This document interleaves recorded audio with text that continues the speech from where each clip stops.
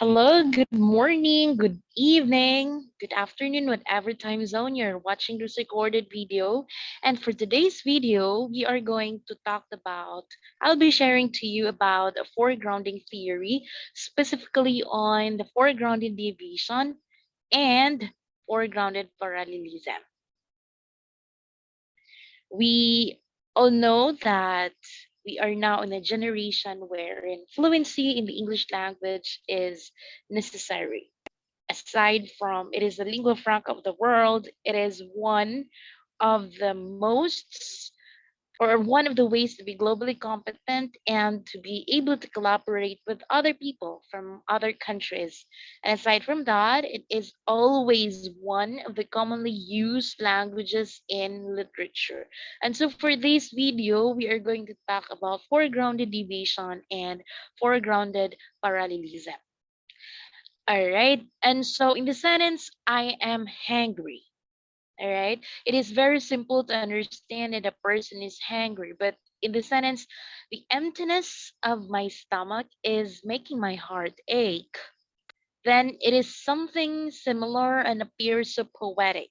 Based from the two sentences in the concept of hangry or being hangry, okay, I am making the second statement or the second sentence strange, which are not generally used by many, not used in a day-to-day conversation, but I am describing hunger in a more creative way compared to the first statement. And so what I did in the second statement is exactly what defamiliarization, okay, or yes, this is what we call defamiliarization all about. Okay, this means that there is variation in the same language, not necessarily of the other languages. In communication, specifically on sending letters, we make use of different languages and languages in different ways. Though considering the parts of the letters, which means, okay, we make use of the language differently. What I need to say in the familiarization is you make familiar words strange, which will make the word or sentence foregrounded. Okay, so what is really foregrounding theory? Now, foregrounding theory, according to the concept of stylistics, which actually started from Greeks and Romans, was a term as rhetoric and which was popularly studied by Geoffrey Neal Lidge in 1966. It was dominantly used as an art of persuading the audience through text. This means that the words were fully decorated and styles are embedded to influence on the presented standpoints and ideas. Rhetoric was used in churches and public symposiums. Then such discipline evolved into poetics, popularized by John Dryden. Are you familiar with him? Until the evolution of language studies continues to grow until at present. Along with the study of, the stylistics in a foregrounded theory is the concept of Jeffrey Neal Litch.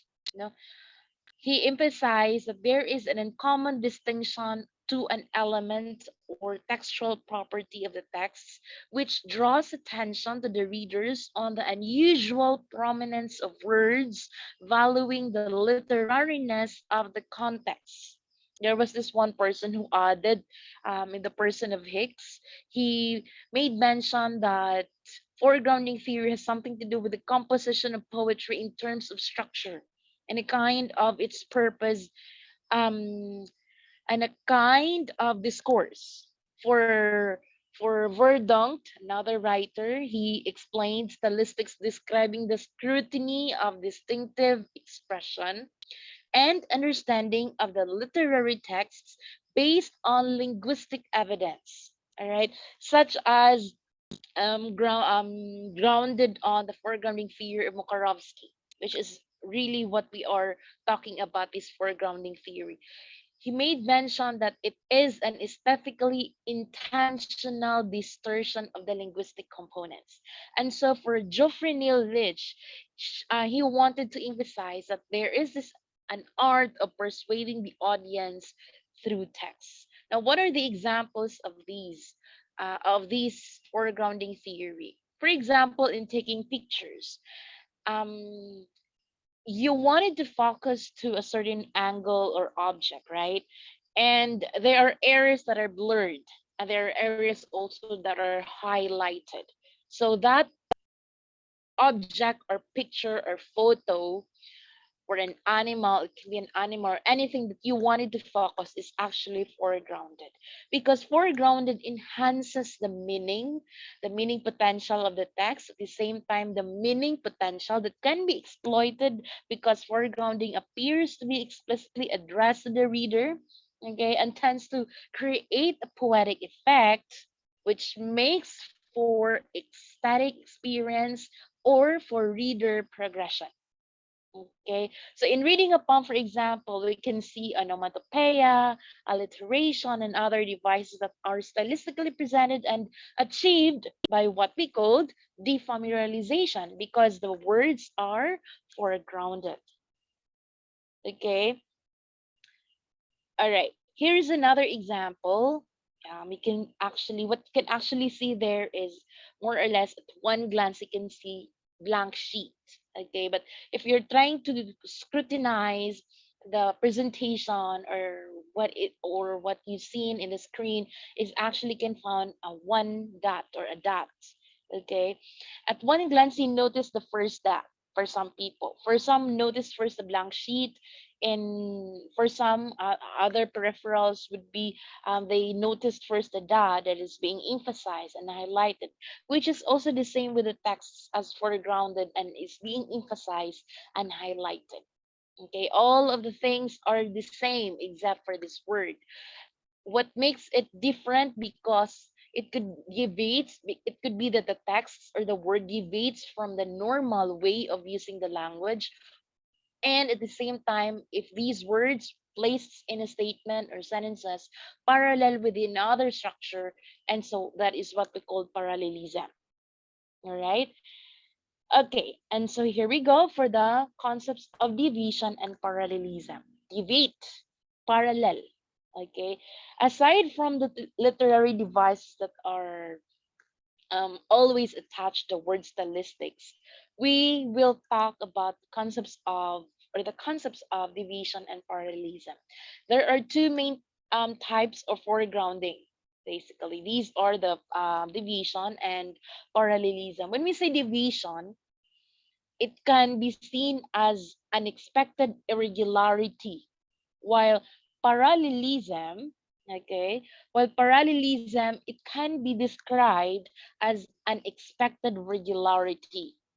Okay, as the definition of the foregrounding indicates that actually these are relative concepts, no, and sometime or something that can only be unexpectedly regular, or we call it as irregular within a particular context.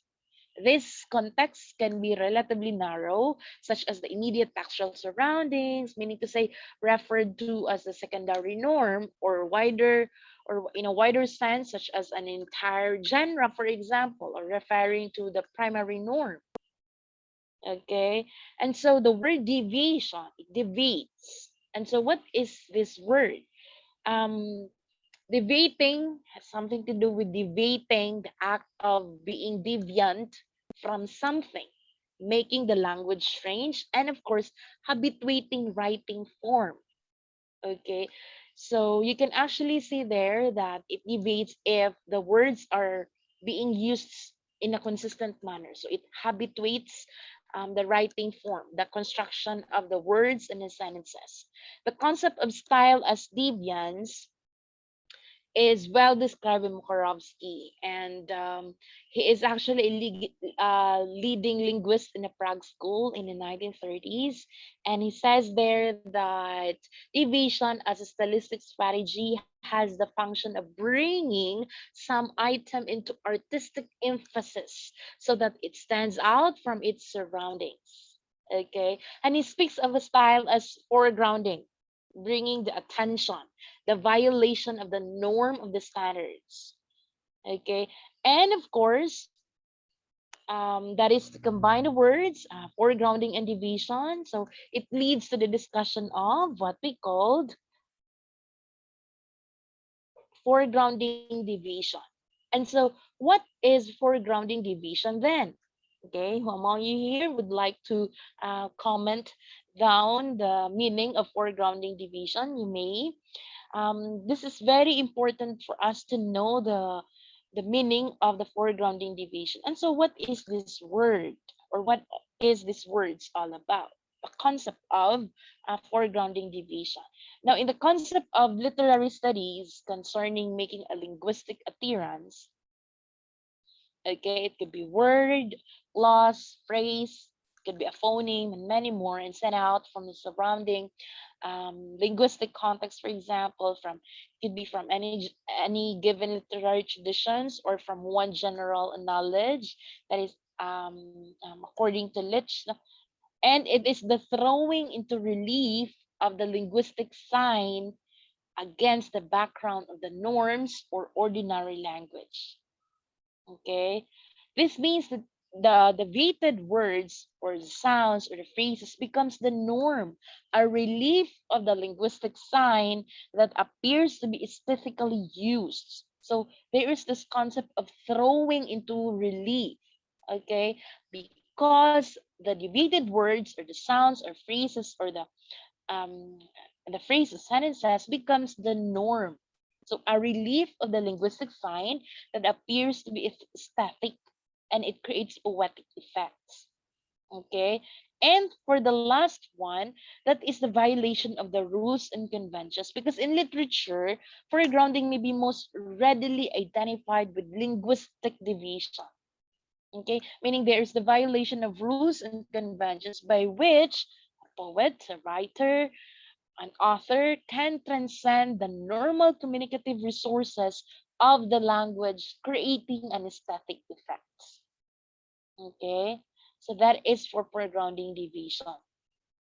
Now, for deviation, for foregrounding deviation, it comes internally and externally that constitute with the lexical and grammatical categories. Now, in your notes, consider the lexical and grammatical categories. For lexical categories, those are referring to the words. For grammatical, that's something to do with the construction of the sentences, and of course, the uses of the different cohesive devices. For lexical, meaning the words to the sentence, to the totality of the whole idea.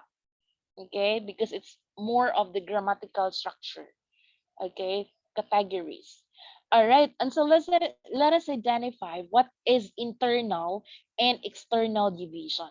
Now, when a writer has distinctive type of writing about nonfiction, for example, and then there is a particular element, okay, there is a particular element that deviates to his way or type of writing, then that is internal division.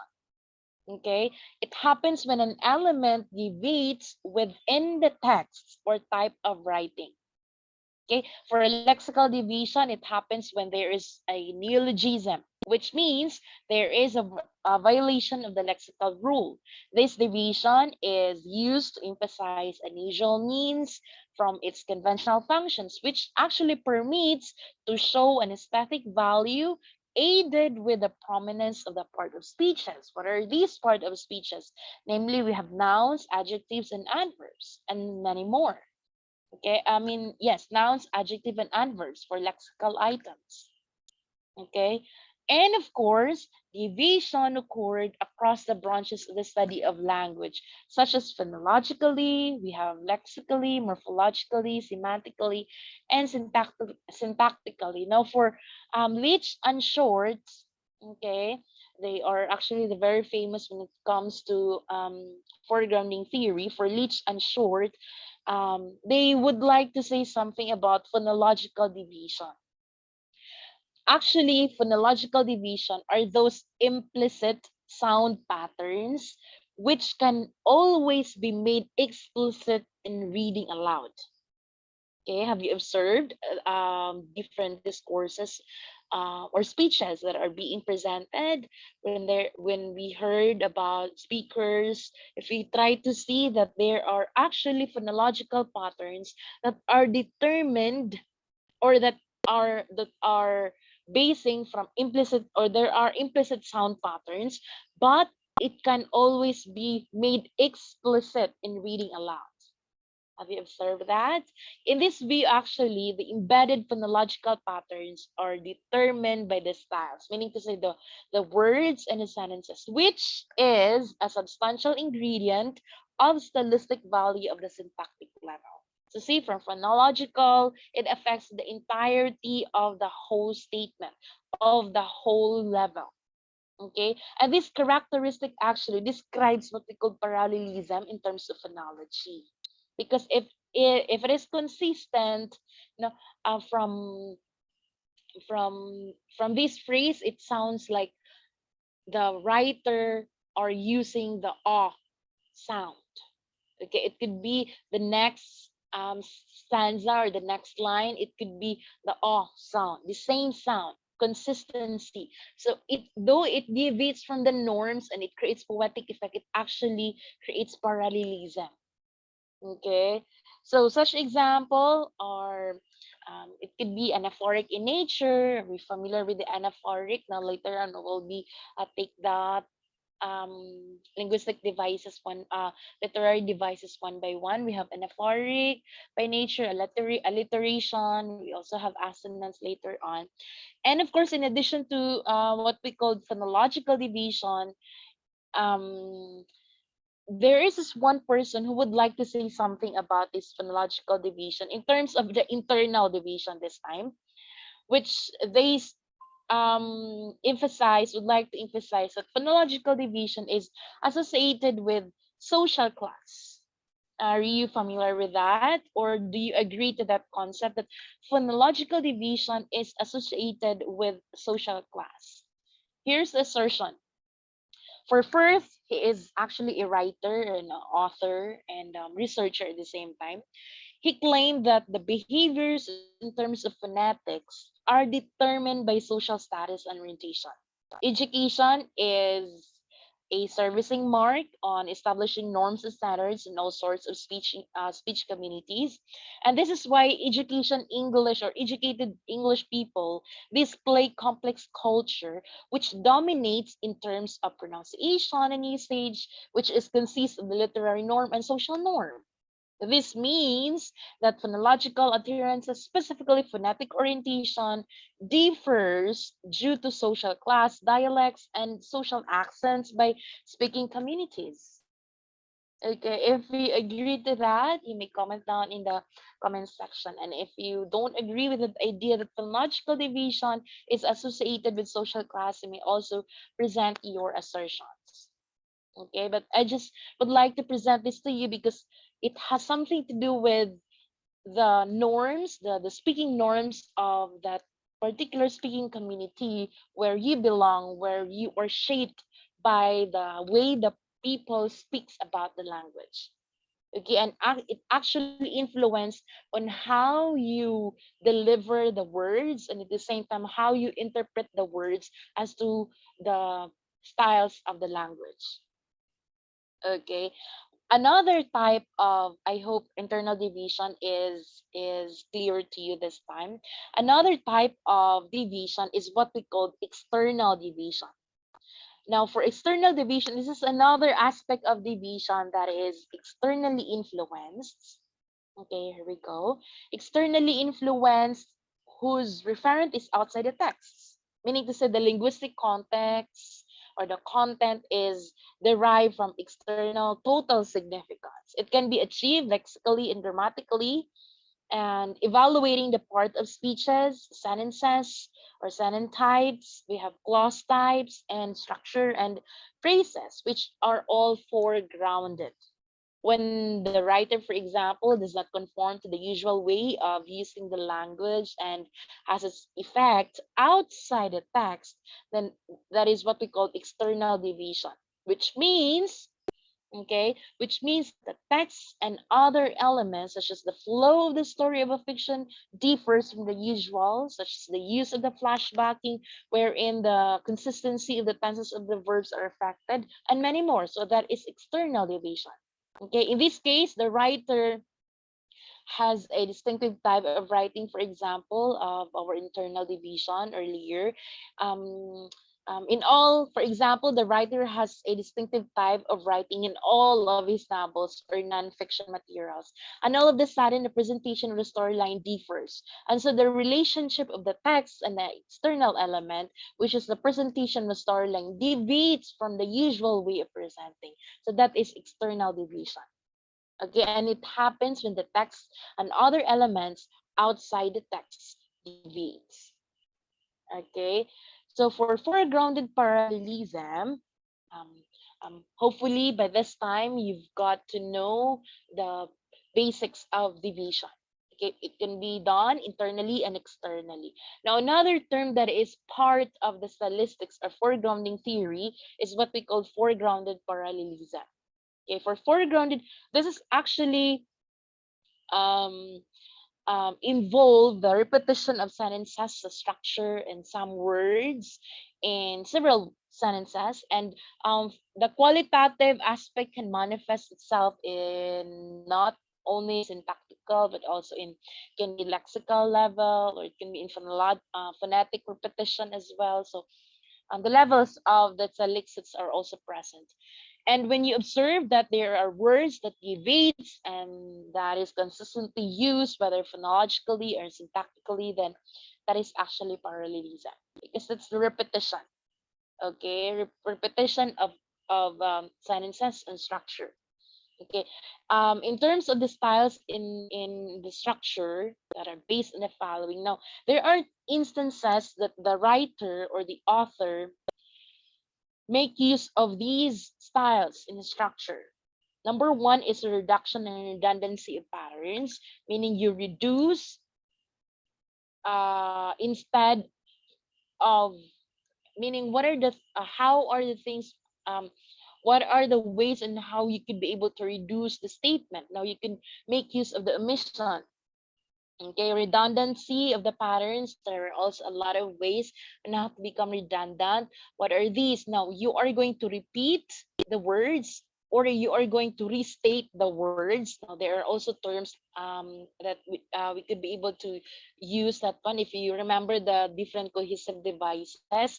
And of course, the next to that is the violation of the grammatical fixed word order within a sentence. Now, there are instances that writers, authors do not make use of the sentence pattern, the basics one, but they wanted to have a compound complex sentence with compound subject and compound predicate.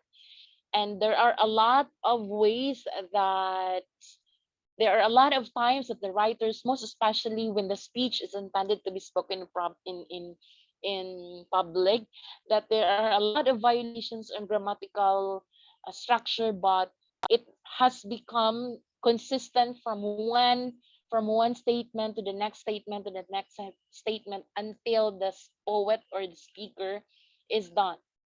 So it can be in that way, or it could be in a shift in syntactic meaning. Now, there are instances also that if you're going to read the manuscript, that instead of the idea is like this, but when it is being spoken, um, most especially on the pacing and the pausing when during the delivery, it actually matters. Okay, the delivery of the word could mean this way, but the when it is being written in the manuscript, it means the other way around. So there is actually the shift in syntactic meaning. And of course, enumeration is also meaning the lexical items or the words are being stated there one by one. Questions form with exclamatory meaning. Now, when you deliver a particular question or in a question form, but when you deliver the word, it is no longer in a question form. It's no longer in a question format, but rather you wanted to emphasize a particular statement, and so you, instead of questioning the person, you making it a point that this must be done. So in anasia. And of course, next is what we called peculiarities of the lexical properties. There are a lot also of words that are being included that has become parallel from one statement or one idea to the next statement to the next line and so on and so forth. So these are the ways in how you could be able to see parallelism as well. Now, if we could be able to identify also what are the terms or words or lexical items or grammatical items that deviates, it can be that from deviation, it will lead you to parallelism, because when that is being foregrounded and it is consistent in or repeated in a sentence structure or for some words or sentences or phrases, then that belongs to parallelism. Okay, I hope it is already clear in that area. And so moving on is,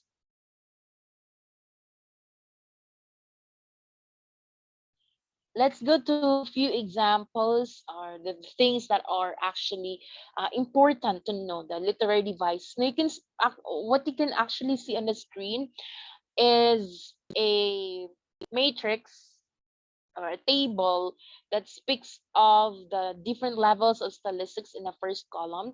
The second column are the literary devices. The third column are the examples of each literary devices. And the fourth column has something to do with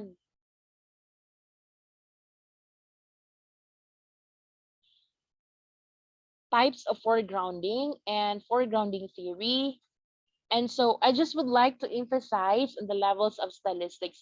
Now, for today's discussion, I'll be focusing on phonological, lexical, semantical, and syntactical level. Now, based from the previous discussion of ours, there are a lot of levels, including graphology. But I would like to emphasize these four. We have phonology, lexical, semantical, and syntactical, and getting from there we are going to get the literary devices that might hit or suit to these kind of levels and its examples.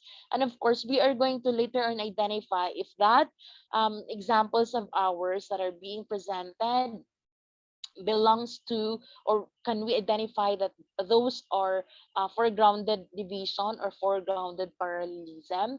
And of course all of these concepts are founded or is anchored on the study of Makarovsky, Leach, and Short under foregrounding theory. Okay, for the first level, we have phonological level, alliteration and assonance. Now, for alliteration, those are you can actually see words that are being repeated. Okay, meaning the consonants are being repeated. The ship should shower in a shed. I'm sorry, the ship should shower in a shed. Okay, so ship should shower in a shed. Okay, so there is the consistency, the repetition of the consonant S.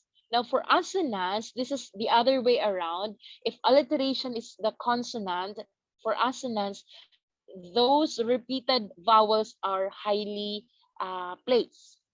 Okay, so do I clock in for tomorrow and look at it there? So the vowels are the vowel that is being repeated, or the letter that is being repeated, is letter O. So that is for assonance. All right, that is for phonological. Under lexical, we have identified anaphora, epistrophe. Um, it has to be epistrophe, simplicate, and anadiploses. For anaphora, those are the words that are being repeated at the first part, meaning the only way you can. Okay, and the next statement to that is another statement that speaks of the only way that you can. So you can actually say there one first statement, the only way you can get the, another one, the only way you can celebrate, and so on. And the second example is all about the way you. So for the second item there, you can see the way you love, the way you accept, the way you embrace. So meaning to say, for anaphora, there are words that are being repeated before or at the starting point of the statements. Okay, at a starting, meaning to say, at the starting point, not in the middle, not in the end. Okay, for epistrophe, okay, epistrophe, that's epistrophe. For example of this one is, for no government is better than men who compose it, and I want the bests, and we need the bests, and we deserve the bests. So within the statement, there is repetition of the word the bests. Okay, for simplicate, you are going to get, no, you can actually identify this one if there's the repetition of the words. For example, when there's a talk, or when there is talk of hatred, let us stand up and speak against it. When there is talk of violence, let us stand up and talk against it. Meaning to say, from first and the lasts are being repeated. The first words, okay, meaning when there is a talk of, okay, and the last word in the concept or in the statement, let us stand up and talk against it, and then opening for another line, okay, when there is a talk. So when it becomes consistent, so it's actually what we call simplicate. Another example, you don't want the truth because deep down in places you don't talk about parties. You want me on that wall, and you need me on that wall. So there are actually that instances that you could be able to make use of that devices when you are going to deliver a message. Okay. Another one under Lexis is anadiplosis. Now for anadiplosis, it has something to do with the example there. You can actually see there the example. Um, it has something to do with,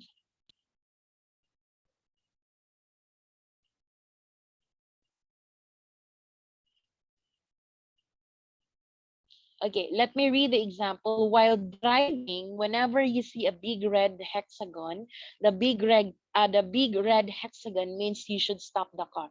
Meaning to say, the end part, okay, of the concept, or the first concept, becomes the subject of the next statement or the next concept.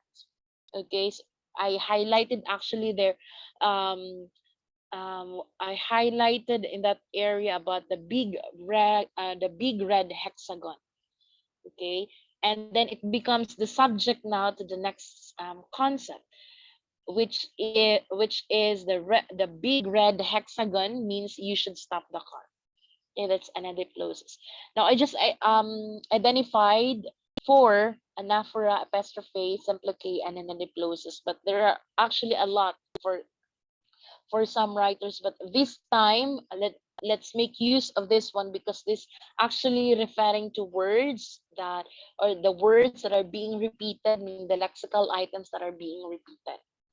Okay, next one is what we call semantical. That is something to do with the word and its meaning. Okay, meaning to say how the words are being used to create the meaning when it is being used in a sentence. Okay, and it is divided into four. First part is what we call transference of meaning to say there is this transfer of meaning when the word is being used. How is this particular meaning is being connoted or denotated to create the concept uh, towards the reader. Okay, so that's transference of meaning. The second one is what we call semantic oddity. The oddness, the bizarreness of the words or of the meaning that is being used in the statement. So let's try to check that one later on. That is referring to the paradox and oxymoron. And of course, semantic redundancy. Okay, semantic redundancy meaning the words are being repeated, meaning the meanings are being repeated in a statement. Okay, and it refers to, it could be pleonasm, it could be periphrases, it could be tautology. Okay, next one is what we call honest deception, meaning there what happened to the statement is alluring, or it convinced the reader, or there is this hidden agenda, should I say, because you wanted to create an honest deception, such as hyperbole, litotes, and irony. Okay, and the three are actually identified under honest deception. All right, And so moving on to syntactical, that has something to do with the composition of the words, the composition of sentences and statements in the whole paragraph or concepts. Now, some of uh, um, kinds are the following. We have ellipsis, okay, inversion, or what we call hyperbaton or hyperbaton, polysyndeton, and asyndeton. Okay, let me emphasize lang on the semantical level, transference of meaning that is under simile, metonymy, and synecdoche. Now, there are actually examples there, and in your notes, you can actually also see the explanation. Each semantic, semantical, um, semantical aspect or semantical level of the foregrounded theory. For example, simile, you are playful as a kitten. So the word as there is being used to compare two items or two objects. For metonymy, this has something to do with um, not using the as and the like, but of course making you comparing the two items or two objects. And for synecdoche, no, it has something to do with making use of the parts of the whole. For example, wheels instead of car, bread referring to a food, the mouth referring to a man. So and so on. So another one is metaphor. It has something to do with um, a metaphor, which, for example, of which is Rona is a walking dictionary. Rona and walking dictionary, and time is money, and so on. For semantical, the paradox there is also presented. What is her um what is her burning grave that is rainbow in her wound? And my mother is my grandmother is male. Now odd na siya oddness or bizarreness because the grandmother is male, and consistent man siya her burying grave that is rainbow in her womb, and my grandmother is male. So there is oddness or oddity in a particular statement. So forgiveness or forgive the foreseeable, unforgivable. So it actually becomes the paradox this time. Another one is oxymoron. For oxymoron, it uses two words that are against with each other, like pushing against, living death, cruel kindness, a fine mess. You can actually heard about these words in conversations. Okay, conversations. What a fine mess! Such a cruel kindness. Movies, for example, you can actually heard about this one when you are going to see the transcript. You know, oxymoron is very rampant, should I say, or being used, most used, if not. No. And next one is this semantic redundancy, the pleonasm. This is what I've told you, that there is this redundancy of words, redundancy of meaning, such as, and then be returned back to me. Okay, it can be that way. And results, and plus the results. So it's actually redundant, but it creates meaning, cash and the money. Okay, the burning fire. Okay, this is very famous in leadership seminars, a burning fire all together. Invited guests. Okay, you are invited, meaning you are the guests. So let's invite the guests, invited guests. So, but in cases of stylistics, now this is actually being used, that is actually to ignite that there is this importance of the people, this group of people that are being invited to a particular celebration or a gathering. So that there is redundancy and the use of the meaning and the use of words in creating the meaning. Okay, another one is paraphrases. Such example or the following: did go as supposed to went, did go as supposed to went, more intelligent as opposed to smarter, female grandparent as opposed to grandmother. Actually, these are very famous when dealing with um, celebrations. I did go, but how about you? Okay, I'm more intelligent than him, as opposed to I am smarter than him. Okay, how about female grandparents? Okay, ladies and gentlemen, let's welcome the female grandparent. We can actually heard these words actually during celebrations, seminars, but you could make use of the when smarter and grandmother if you are not trying to emphasize, or yes, if you're not trying to emphasize something. It could be the words, their presence, you wanted to make a point. You remember of the different goals when you wanted to make use of the style. So that is actually part of the style. Next one is tautology. Examples are the following. Our nation must come together to unite. Come together to unite. It is actually very redundant. It's tautology. First and foremost, we can actually hear this during speeches and seminars and workshops. All right, and they are giving free gifts. Now, when the gift is being given, that is what should actually be that gift is be given freely. But in the statement, there's being the words are being redundant in the meaning because they are giving free gifts. Okay, and that is how should these words are being used. But there are a lot of people who are actually don't like to make use of this one because they say that it's actually redundant. But if you want to deliver motivating speech, a motivational speech, it could be a speech that people will really patronize your words, then you can make use of these terms or of these ways, and how you could be able to ignite the readers, ignite the viewers to listen to you, to read of your words. Okay, so that is under semantic redundancy. Now, for honest deception, we have hyperbole. One example is I could eat a million of these.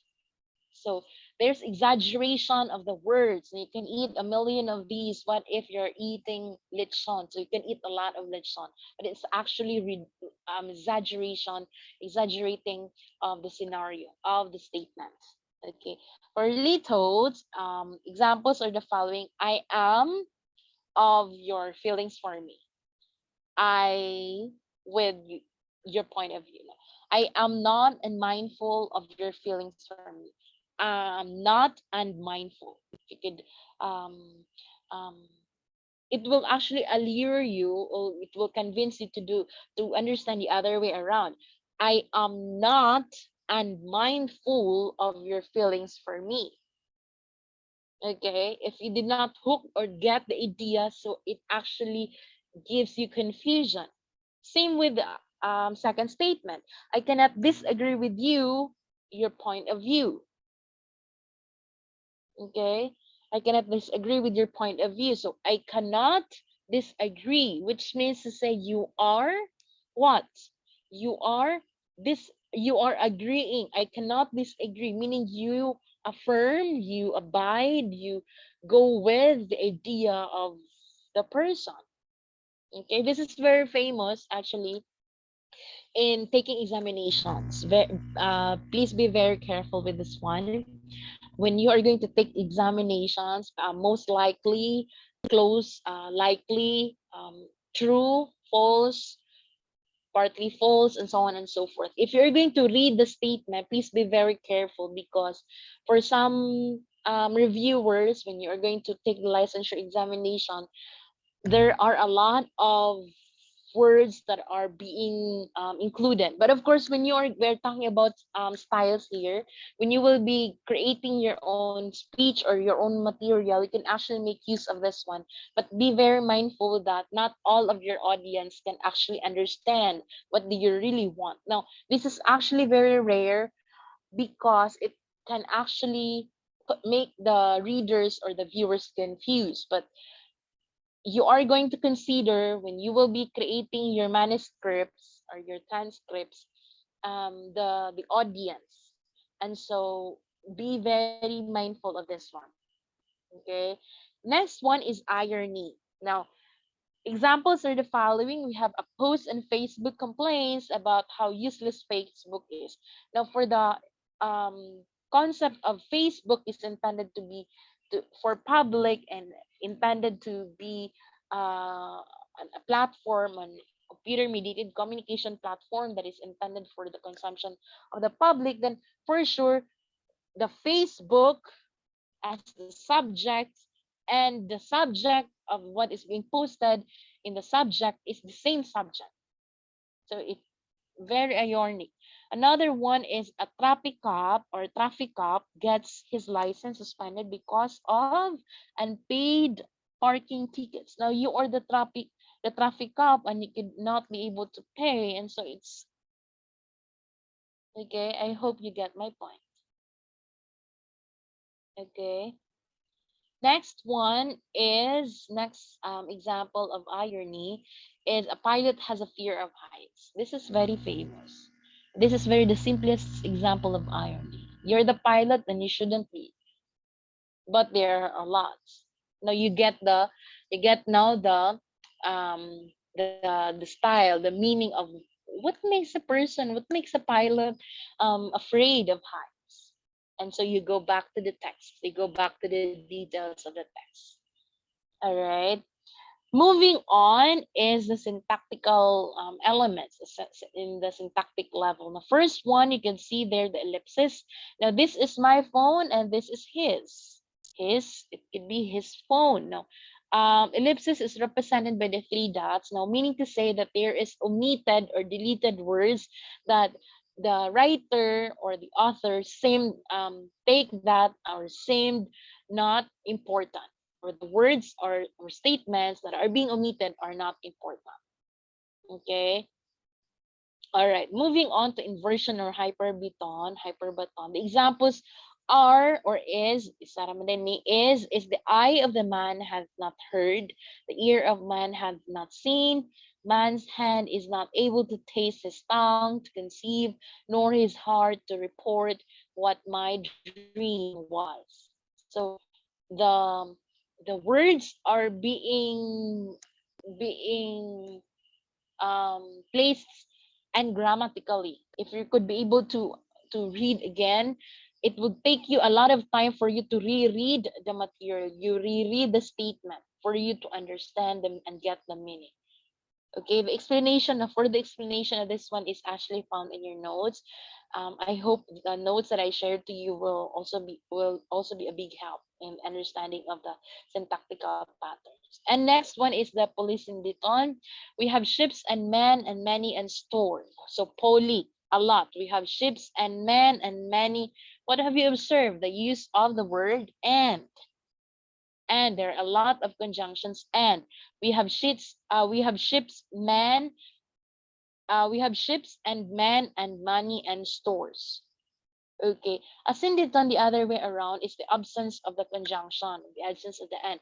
I came and I saw. It can be that way, but if you wanted to become direct and you wanted to have the purpose of saying this and nothing more, then you are going to omit the end there.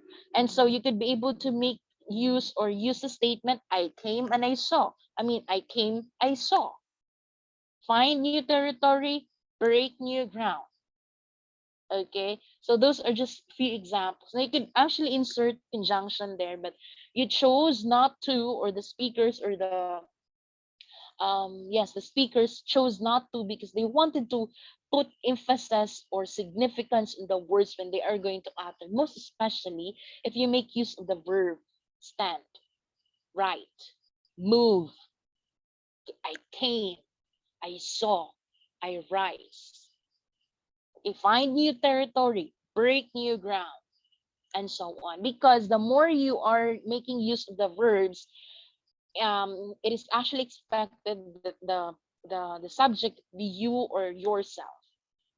All right. So the words there, polysyndeton and asyndeton, are actually matters also when you are going to construct sentences. Now, if you think that when you deliver the words, the conjunctions are not important, then I would suggest you are going to make use of the asyndeton. if you think the um, if you think that there has to be a connection from one statement to another statement by making use of the word and other conjunctions, then that particular style of yours, make sure it is consistent, because we're talking about foregrounding here, consistency, foregrounded here. So that is policing the tone. Okay. So that's it. That's it for the few examples. Now, for this discussion, I'm focusing on the four levels: phonological, lexical, semantical, and syntactical levels, and its respective literary devices, its examples, and the types of foregrounding. Now, you can actually identify, if you could be able to have your manuscripts with you, or the video that I asked you to watch, you can actually find there it could be those statements or words are being deviated or parallel. So try to discover, when you go on with your own or self-paced learning, try to discover if those statements coming from Prince EA, I believe, or other speakers belonging to division or parallelism in foregrounding theory. Okay? I hope you've learned something today, because you are going to have an activity this time, which means that you are going to give two examples of each literary device. Now, let's go back to the different literary devices. Alliteration, assonance, anaphora, epistrophe, subloquy, anadiplosis, simile, metonymy, synecdoche, metaphor, paradox, oxymoron, pleonasm, periphrasis, tautology, hyperbole, litodes, irony, ellipsis, inversion, polysyndeton, and asyndeton. That is your activity. Okay, at least you could be able to come up what's best for this literary device. Okay, and then for your performance, you will be making a paper analysis based from foregrounded division and parallelism on speech about, speech about everybody dies but not everybody lives in relation to education for sustainable development. You may visit the link below and watch the short clip, and then observe how the speaker delivers his message to everyone. And try to visit the link first, and then once done, you also have to see the transcript of the everybody dies but not everybody lives. Now, if you are very doubtful of the transcript, you can actually listen or watch while you are looking into the transcript. At least you would be able to know where the speaker stops, or the pacing, the pausing at the same time. And of course, the identity, if the statements are presented supposedly in a question form, but it is being delivered the other way around, or um, in a in a command manner. So you can actually see there the different styles. And so that's it. I hope you will be able to enjoy the learning of identifying the different styles in terms of deviation and parallelism. This time we'll be focusing on the two concepts, deviation and parallelism, under foregrounding theory in stylistics. I hope you still enjoy the learning, and of course, may you always have that joy in learning in whatever subject you are into right now, and wherever you are, whoever you are with. Amping ka na everyone. See you on the next video.